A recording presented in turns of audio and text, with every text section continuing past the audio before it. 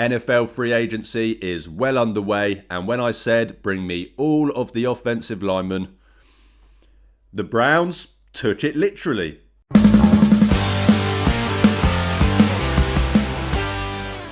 Hey guys, welcome back to my channel, or if you are new here, then please do me a favour and hit that subscribe button. So we are right in the deep end of NFL free agency. Still a couple of guys left remaining from the free agent class. There'll still be a couple of signings, but all of the main ones, all of the big ones that most NFL fans care about, they are all done, dusted, signed, sealed, delivered. In certain cases, agreed to, they're not signed and they're not delivered, as we will get to. But as I said, most of the biggest signings are obviously done. The Cleveland Browns have been busier than usual in free agency than you can say, over the last few years. This is a team that has usually made one or two, maybe not splashy, but like mid-level splashy free agent signings, and then they're kind of done. Last year we pretty much got Malik Collins, and don't get me wrong, hell of a signing, and obviously looking forward to him coming back healthy this year. But it's been a few years since we went out there and made quite a lot of those kind of level of signings, as many as we did, pardon me, this free agency. So obviously going to cover all of that, all of the Brown signings, give my thoughts on each guy that they've brought in, etc., etc. I won't waste any time because we've got a few guys to get into, as I said, a few more than usual. So I will jump straight into it. And, I think the biggest takeaway from the Cleveland Browns free agency, and something that I think is not surprising and what me and most other people expected, was the investment into the offensive line. Now, they actually went even further than I thought. I said definitely one or two at least, but they've gone out and technically, I suppose one of them wasn't a free agent signing, but technically four guys that they've signed on that offensive line, with obviously one of them being Tevin Jenkins, who was re-signed technically, but still a free agent signing nonetheless. So four signings on the offensive line in free agency is even more than I thought, but I'm certainly not mad about it. We all spoke about, all season, all going into free agency, the offensive line was the biggest need for the Cleveland Browns. They were potentially, replacing 5 starters from last year. This was a unit that was getting completely overhauled. Andrew Berry spoke about at the Combine, mentioned the Bears, what they did last year. And if anyone knows what the Bears did last year with their offensive line, similar position to what the Browns were in, basically completely overhauled their offensive line through a couple of trades. Obviously bringing in Joe Turney from the Chiefs, and then obviously some free agent signings, a couple of draft picks and some internal development as well. And they were able to turn what was a terrible unit for Caleb Williams' rookie season into a more than capable unit, and a unit that helped lead the Bears to the playoffs for the first time in quite some time for them. So, obviously looking at that inspiration, all of the expectations that we had for the Browns to invest in this offensive line, that's why I'm happy with the moves that they have made. I don't think you can argue that this is a bad thing. I've seen some talk on social media, because of course there always is, people like, well, you haven't gone and got the best offensive lineman to ever play the game in free agency, so this is terrible signings. It's free agency, as I always say. There's a reason why these guys are free agents and not signed to long-term contracts on their teams. It's because they're not the best guys at their position. It's very rare that you are going to get to that possibility. And this year with Tyler Linderbaum is one of the very, very few cases that you get that. And in order to get him, the Raiders gave him, $9 million above what the previous record was per year for a center in Creed Humphrey on $18 million. And they gave Tyler Linderbaum, I think it was $10 million actually, because they gave him $28 million a year. So I don't, as much as I wanted Tyler Linderbaum, I would have loved to get Tyler Linderbaum.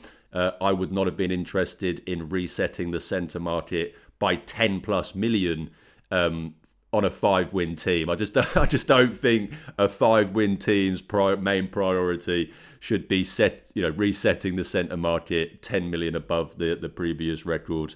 That's a lot of money to invest into a position that, don't get me wrong, you could argue the Browns need. But yeah, a lot of money. So, as I was saying, some people can maybe argue that, they've not gone and got the best offensive lineman from every team. So this is a terrible free agent signings. But as I said, there's a reason these guys are free agents. From what the Browns had to work with, from the guys that were available, I think they have done a decent job in overhauling an offensive line. And obviously, the tail will be in the tape. The tail will be, when we see these guys play with each other, it's obviously going to be a bit of an adjustment for a lot of these guys. It's not just the Browns overhauling an offensive line, it's all of these new faces having to work with each other. So obviously we'll have to wait and see. But I do think the strategy of targeting the offensive line that they did, I am happy with it. And, all of that said, I will now talk about the actual guys. And obviously that did start before free agency technically began, with a trade for Titus Howard from the Texans. Browns sending over a 5th-round pick in order to get Titus Howard. It was the Raiders' 5th-round pick. The Browns had, 4 5th-round picks this year. We knew at least 1 or 2 of them was getting traded. Yet one of them was traded for Titus Howard, who is a right tackle by trade, but also has guard versatility. He has played guard in the NFL. And, this is a guy who, as I said, as with most guys that you can get in free agency, most guys you probably, in trades, most of the cases, you're never going to get the best guy at their position. No one is going to sit in any video talking about Titus Howard and tell you that he's a top 5 right tackle in the NFL. He certainly is not. But what he is a competent right tackle. He's a right tackle that is available, which is the biggest thing for the Cleveland Browns. And he's a right tackle that is more than serviceable in pass protection. This is a guy that has graded out pretty much in the high 70s in pass pro the last couple of seasons. Pretty much been in the top half of the league amongst right tackles in pass protection. So, as I said, he's a right tackle by trade who specialises in pass protection. Not quite as good in the run game. His run blocking has certainly not been as good as his pass blocking in his career. But I do think you can do a lot worse than bringing in Titus Howard as your new right tackle, especially when what we've had at right tackle the last few seasons has been essentially nothing, because Jack Conklin has missed 30 plus games in the last 3 years, and his backup DeJuan Jones has missed nearly 30 games as well. So the biggest thing for me is that he is available. He has played 32 of the last 34 games over the last 2 seasons. They extended him as well, part of the trade, which some might argue is a bit of a steep price tag to give for a average to above average pass blocker and a guy that's maybe below average run blocker. But as I said, I'm not really too concerned about the money. I think it's 38 million guaranteed or whatever it is. It's essentially a 2-year deal, and it works out around 16 million a year guaranteed. So not really that much of an issue to me. If you guys have ever heard me talk salary cap, heard me talk contracts, etc., money has never been, I don't stress over the money as maybe as much as other people do. And if the Browns can get serviceable right tackle play out of Titus Howard, someone that is going to be available, play 16, all 17 games, get serviceable play out of him, you pay a premium at that position, and obviously, I think that would be more than worth it. So bringing in Titus Howard who by all accounts seems like a great guy. Everything I've seen from him seems like a really easy guy to root for. So looking forward to obviously seeing what he can do. Hopefully he can provide a mainstay to that right tackle position that has just been devastated as the other tackle position as most of the offensive line has over the last few seasons. Then get into actual free agency when free agency actually started. Well, technically not, because the legal tamping period, but you know what I mean. And arguably their biggest signing, you should say, in terms of this, certainly their biggest signing in terms of the money, and that is Zion Johnson from the Chargers, coming in and getting, is it 4 years, 60 something million? I'll get the number up. But this is a guard who is, left guard by trait. So when this signing came through, I think most people kind of thought, well, that probably confirms that Joel Bitonio is no longer returning. But he did play right guard as a rookie, and can offer some guard versatility. This is a guy who played over 1,000 snaps for the Chargers. I think he's played over 1,000 snaps in three of his all 4 seasons in the NFL. Former first round pick, obviously didn't have his fifth year option picked up by the Chargers. Someone that has struggled with inconsistency in his time in the NFL so far, but someone who's still only 26 years old, a former first round pick, has all of the physical traits, has all of the physical tools that you want from a guard. It's clear to see that the price tag the Browns have paid for Zion Johnson is mainly because what they expect he can become, and not what they are paying for, essentially, in terms of the previous production. When he's been good, he's been great. Don't get me wrong, but as I said, he has been a little bit inconsistent. He's better in the run game so far in his career than he has been in pass protection. But as I said, still someone that's young and obviously still offers that chance. He's only 26. This is a guy that can still develop further and become a better player, and that's clearly what the Browns are banking on. And similar with Titus Howard, this is a guy who is available. He has played all 17 games, 3 of the 4 seasons he's had in the NFL, and even the season where he didn't, he played 15 games. So this is a guy who has been incredibly available his whole time in the NFL. He's young, he's athletic. He was on a Chargers offensive line last season that, yes, absolutely sucked.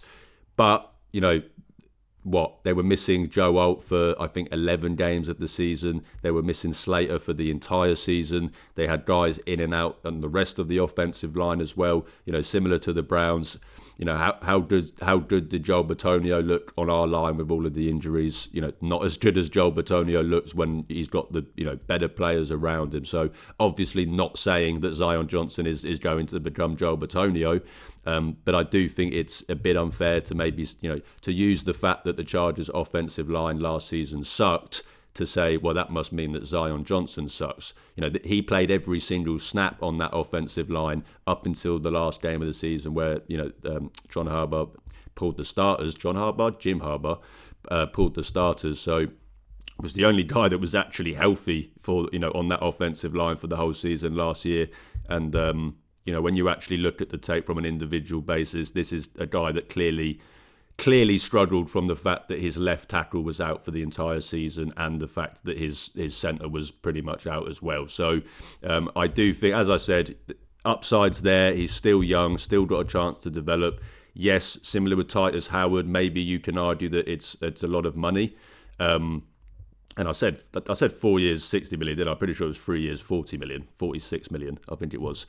So as I said, people can argue that it's maybe a steep price tag, but I think this is one of those cases where you're paying more for what you think this guy can become, what you think he can be on a hopefully improved, better offensive line than what the Browns had, and certainly what the Chargers had last season as well. And again, similar with Titus Howard, a guy that, if anything, is you can say what you want about the level of production and play, but what you can't say is that they haven't been available. These are guys that have been available, which is something that the Browns have not had on the offensive line. So, those 2 moves to kickstart it, I don't hate those moves at all. That Zion Johnson was probably one of 4 or 5 guards that the best guys you could have got in free agency, given given who's available. So not mad by that move at all, and hopefully someone that can continue to develop, become a bit more consistent, and justify that price tag as well. And then they went and signed Elton Jenkins, who, this is probably a guy that, when he's been healthy and at his best, has been the best out of all of these guys. This is a 2-time Pro Bowler, formerly of the Green Bay Packers, played all since he's been in the NFL, the whole time at the Packers, and a guy who, I think the reason why he's available and the reason why maybe the Browns were able to get him for what they did, I mean, don't get me wrong, I think it's 2 years, 20 million with, I think about 18 million of it guaranteed. So quite a lot of guaranteed money for 2 seasons. And, as I was saying, I think the reason they were able to get him is because this was a guy that broke his leg last season. So obviously when guys are currently injured, you're currently unable to get, as decent of medicals out of them. You're obviously going to be easier to get them. And that's, probably why the Packers moved on from him. But as I said, this is a guy that when he's at his best has probably been the best out of any of these guys on the offensive line that the Browns have signed. Obviously, the Packers moved him to centre. And don't get me wrong, he's not a terrible centre by any means, but he is certainly a better guard. And, his 2 Pro Bowl appearances came as a guard. And this is a guy that, as I said, at guard, when healthy, has been, not just average or good, has been pretty decent in the NFL. If he can return to that level, obviously the question is going to be, is he going to play guard or centre? Depends how the Browns feel about Luke Whippler. Depends how the Browns feel about, obviously, Tevin Jenkins, re-signing him. Is he going to play right guard, Jenkins at centre, and then obviously Zion Johnson at left guard? Or do you get, maybe Luke Whippler at centre, Elton Jenkins at guard? Maybe you then flip Zion Johnson back to right guard, and you have Tevin Jenkins there for guard depth. That's obviously questions that will be answered throughout the offseason.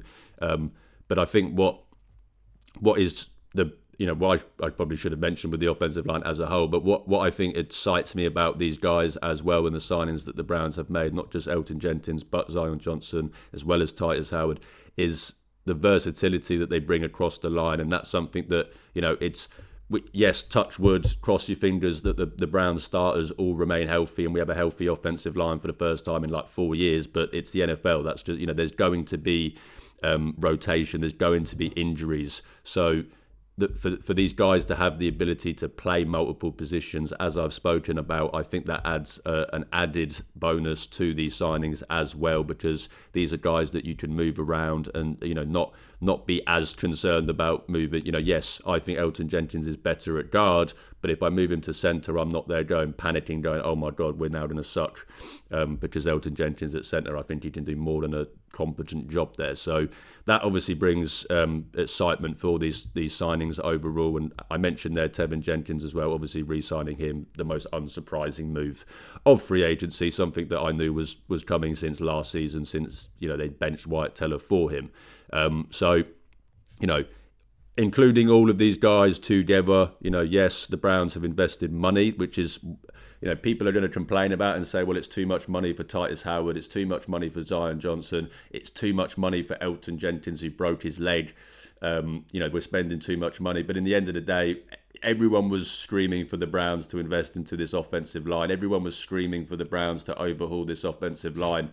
They're doing it, and now some people, of course, because they're always going to be miserable, are going, well, no, it's not good enough. As I said at the start, I think from the position the Browns are in, for how much they needed to do on this offensive line, and from all of the guys that are available that you can get in free agency, which is never going to be the best guys, as I keep saying, I think they've done a more than good enough job. And I feel a lot better about this Browns offensive line right now than I obviously did a week ago. So obviously, as I said, don't get me wrong, not expecting these guys to all be all pros and this to be the best offensive line in the NFL. But from how bad the Browns offensive line has been, just going from that to a competent and available offensive line is going to make such a big difference, even though it doesn't seem like it's that much of a jump. So happy with all of these offensive line signings. It was the biggest thing I kept stressing all off-season leading up to free agency. We have to invest in the offensive line. So I'm not then going to sit here when they do that and go, nope, not good enough. I'm happy with the moves. Hopefully Elton Jenkins can, come back from his leg break as early as possible, and we get to see what all of these guys can do throughout training camp and get an idea of, where we're going to see these guys lined up as well, as I mentioned earlier, with the versatility amongst all of them. But happy with the investment we've made so far. Obviously, there is still a glaring question at the most important position on the offensive line, which is left tackle. Rasheed Walker clearly did not have a market that he expected to get. Ended up signing a 1 year, $10 million deal with the Panthers, which if the Browns really wanted to, if they really wanted him, they would have given him 2 years, at least 2 years, 20 million, just to make him take that deal, or maybe 1 year, 50 or whatever. So I say all of that to say, I think, as I've kind of spoken about previously, tackle in the draft is obviously something that is going to be addressed, whether that's at pick 6, whether that's with a trade back, whether that's at 24. Plenty of other videos to talk about that, but obviously just with how the free agents have gone so far, that is obviously still something that is going to be on the table. Now moving on to the couple of other ones that they made. Quincy Williams, which was, I say surprising, it's free agency. I didn't really, at no point did I go, maybe they sign Quincy Williams, but it's free agency. You always get a couple that you don't expect. And obviously, I think going into free agency, a lot of people were hoping that we could get Devin Bush re-signed, myself included. But I was slightly worried that maybe that price tag could become a bit too much. He ended up signing a 3-year, 30+ million deal with the Bears, which, don't get me wrong, really, really happy for him. He deserves that. Obviously turning his career around in Cleveland, really happy for him to do that. But that's not something the Browns were going to do, not when they've got Carson Schwarzenegger in that room already. So to bring in Quincy Williams as a potential Devin Bush replacement, I think is a pretty prudent move. This is a guy that's worked with new Browns defensive coordinator Mike Rutenberg. So I'm sure once they were unable to get that deal and got priced out of the Devin Bush contract, they probably went to Mike Rutenberg and said, well, is there any linebackers that you want to bring in? And I'm sure Quincy Williams was at the top of that list. And this is a former All-Pro as early as, 3 seasons ago. And yes, 3 seasons ago, it's a what have you done for me now league. And you can look at last season where clearly had a down year, clearly struggled in terms of how he has been for, throughout his career, got benched at times, etc., etc. This is a guy who, 1, 2, 3, 4 of his 7 seasons have had over 100 tackles, even last year, 83 tackles. A former All-Pro, as I said, 2023, he was unbelievable. If they can tap into just half of that, what he was able to do that season, and he can show that last season, he's still 29, he's not exactly that old, and can show that last year at the Jets was more so the fact that he was at the Jets, more so than on him and being a down year, then I think this is actually going to be a really, really good Devin Bush replacement and someone that can complement Carson Schwarzenegger really well. It's 2 years, 17 million, I think, so not exactly loads of money. Not exactly the biggest risk you're taking, but as I said, a guy that hopefully you're relying that last season was more of an outlier, wasn't actually a down year, was more so just kind of the mess around him, and that you can tap into some of that previous All-Pro level of play from him, which if you can will provide a big bonus in the linebacker room. You're bringing him into a room that Jason Tarver's been able to squeeze, diamonds out of literal poo. So, he's done a great job there, with pretty much every guy that's been in that room. So, I have faith in him being able to do the same thing with Quincy Williams and showing that last year, as I said, was more of a mess around him than it was so much a down year on him. And he can be a great Devin Bush replacement for this defense. And then finally, 2 more, not quite. I'm not going to spend 20 minutes talking about these guys, but Jack Stoll, that's your blocking tight end, that's your inline tight end. The Browns have lost David Njoku, who lined up pretty much exclusively in line last season, which allowed obviously Harold Fannin to be have a bit more freedom, have a bit more space. That is what this signing is. There is no more to it. This is a guy that has 1 touchdown in his career. I think 28 receptions in his career, has never had more than 130 yards. Last season he had 46 yards and 1 touchdown. Although, his only touchdown was the most recent season. Coming from the Saints, I think he's 27 years old. This is just one of the, as I said, this is not a move you need to pay to. This is the Browns' new blocking inline tight end. Hopefully he can surprise a few of us and maybe catch a few more passes than we expect. But his job is not to, catch a lot of passes. So I know a lot of people are going to go, oh, well, he's only got 28 catches and 1 touchdown. Why on earth would we sign that tight end? That's not what he's been brought here to do. He's been brought here to block and fill that inline role, which allows Harold Fannin more freedom across the line, across the across the alignments, and obviously gives him more space. That is what that signing is. Doesn't stop them drafting a tight end. Doesn't stop them adding another tight end or whatever. That is just, that's just one of those signings that, they had to make and they've made cheap. So that's what Jack Stoll brings. Hopefully he can, as I said, surprise a few of us and maybe catch a few more passes than we are expecting. And then finally, which was announced last night when I was asleep, Callier Davis from the 49ers, last at the 49ers. The Browns have signed him to a 1-year, $3 million deal. Not much money at all. This is just a depth piece on that defensive line. The Browns have liked to keep a lot of depth on this defensive line, over the last few years with what they've done there. So, this is a Shelby Harris replacement, essentially. Callier Davis also lined up on the field goal block unit for the 49ers. We all know what Shelby Harris can do on that field block unit, so I think it's pretty easy to just say, well, yeah, this is a cheap Shelby Harris replacement. Yes, Shelby Harris is probably better. People are going to say, well, why don't we just bring Shelby Harris back? But I think at this point, with the age, with the price it probably would have cost you to get him back, bring in Callier Davis as a cheap replacement option. You've already got a pretty stacked defensive line, so it's not like you're going to be asking that much from him. And no, this does not mean that Mike, that obviously Mike Hall is washed, a bust, and they're going to trade him, which I've seen some of the reaction to this move, people saying, I don't think signing a cheap Shelby Harris replacement means that Mike Hall is completely out of the equation and sucks. This is a guy who's both, only 2 seasons in the NFL, has not been able to start, due to some circumstances his own fault, and obviously last year with the injury as well. Hopefully he can get a full healthy offseason, actually get a full training camp, etc., go into week 1. And I still expect we can see a lot more from Michael. I don't think this in any means that you are trading away Michael like some people have suggested. So that's the Browns free agent signings that they've made so far.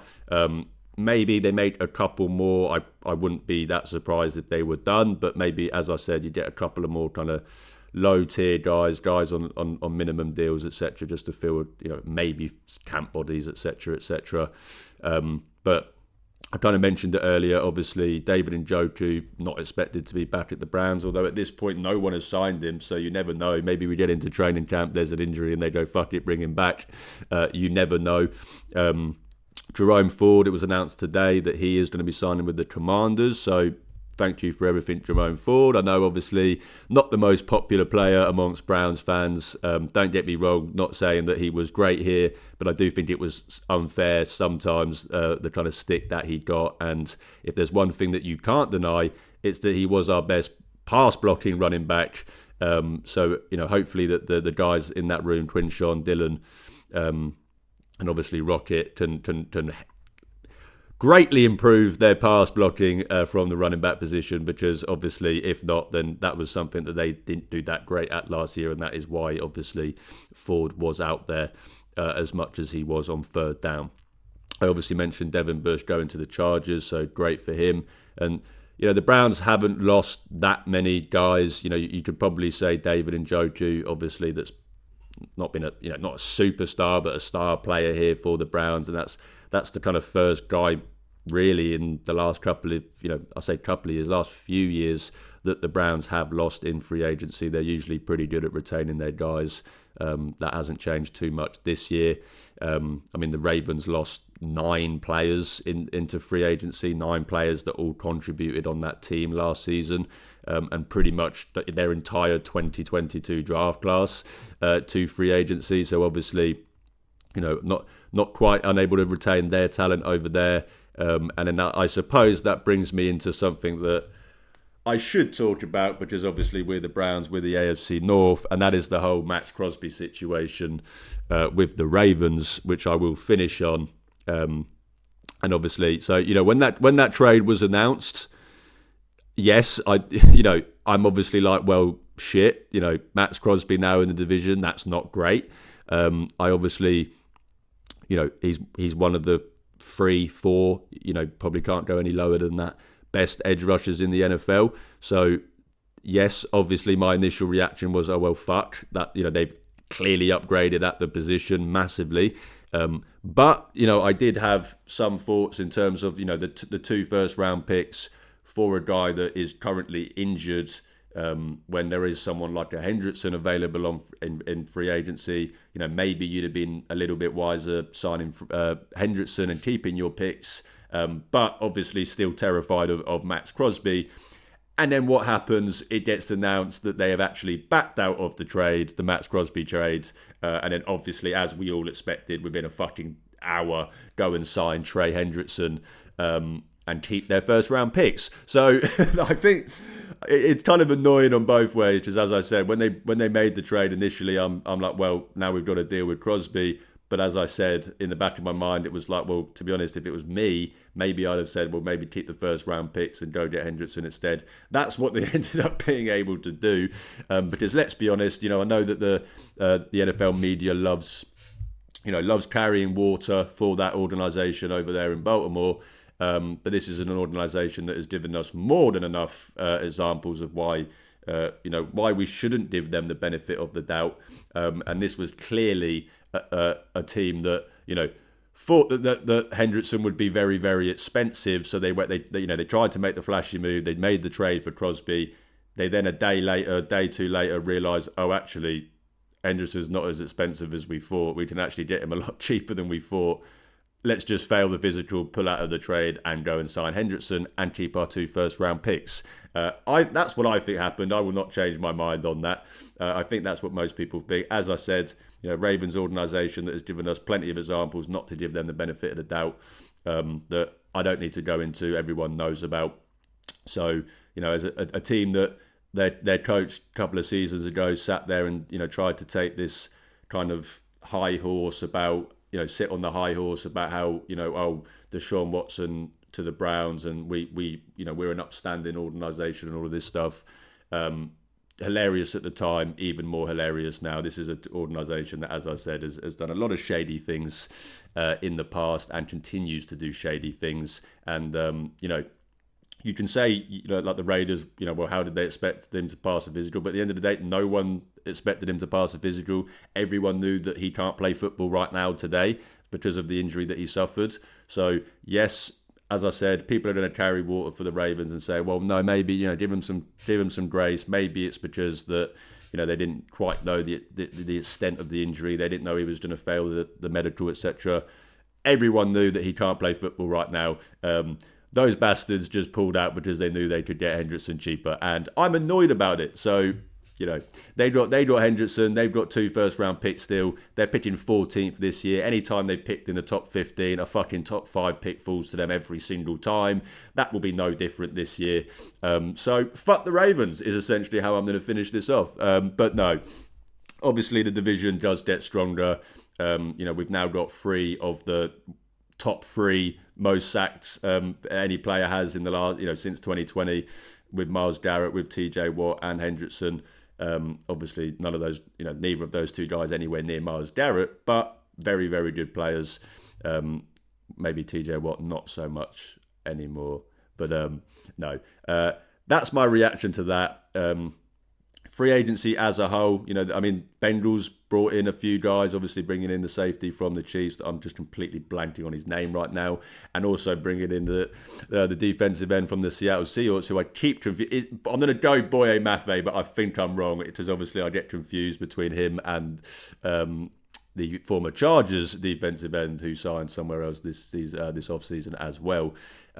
But, you could argue that every team in the division has got better, maybe other than the Steelers, although they probably got better as well because they traded for Michael Pittman for a pretty cheap compensation and a pretty cheap contract. So division's probably got better. The Browns have got another chance to invest into this team in the draft. They've still obviously got, there's still free agents available. There's still trades to be made. Anthony Richardson. But obviously, still continue to keep adding to this roster, as obviously the rest of the teams in the division are going to do. And hopefully we can end up on top. But that is my thoughts on free agency so far. As I said, if there are any more moves, I will obviously cover them as they come in and go. Left this one a little late, I suppose, because I didn't want to just cover in each individual signing. I was meant to have a guest on to talk about these signings yesterday, but last minute, no fault of their own, had to pull out of that. So I thought, well, I'll just do it tomorrow anyway. So as I said, that's my thoughts. I do have a guest coming on, potentially guests, very well known in the Browns social media and YouTube world, next week to talk. Obviously, we'll brush on free agency as well and any moves between then and now. But that will do it for me today. So as I said, let me know your guys' thoughts on the signings. Do you like the moves? Do you hate the moves? Which move was your favourite? Let me know all of your thoughts in the comments below. But that will do it for me today, guys. Thank you so much for watching. If you do enjoy my content, then please drop this video a like. Hit that subscribe button. It's free, but it really, really helps out my channel. You can also check the links in the description to see where you can follow and interact with me on social media. As I always say, I'm trying to build a community of Cleveland Browns fans, and even if that means I only get to talk to one fan a day, I'm happy because I'm talking Browns football with the best fan base in the world. Thanks again for watching, guys. Have an amazing weekend. I hope everyone's been enjoying free agency. Hope everyone's looking forward to the draft. Still a very busy time in the NFL world, but most importantly, go Browns.